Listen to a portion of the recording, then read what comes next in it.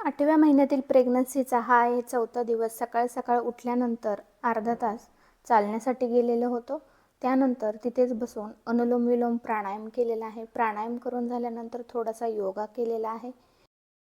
प्रामुख्याने deep squat pose ही आपल्याला प्रेग्नन्सीमध्ये खूप फायदेशीर ठरते. त्यामुळे रोज 20 तरी डीप स्क्वॅट पोज आपण केल्या पाहिजेत. योगा करून झाल्यानंतर घरी आल्यावर नाश्त्यामध्ये आप्पे केलेले होते.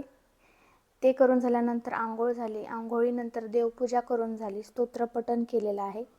यानंतर दुपारच्या जेवणामध्ये इडली, सांबार, चटणी असा मेनू बनवलेला होता. दुपारचं जेवण झाल्यानंतर गर्भसंस्कार ॲक्टिव्हिटीमध्ये आपल्याला बटन्स वापरून हॅपी फॅमिली काढायची होती. यानंतर 5:30 ते 6 दरम्यान योगामध्ये साईड लंचेस केलेले आहेत. हेही आपल्याला खूप फायदेशीर ठरतात.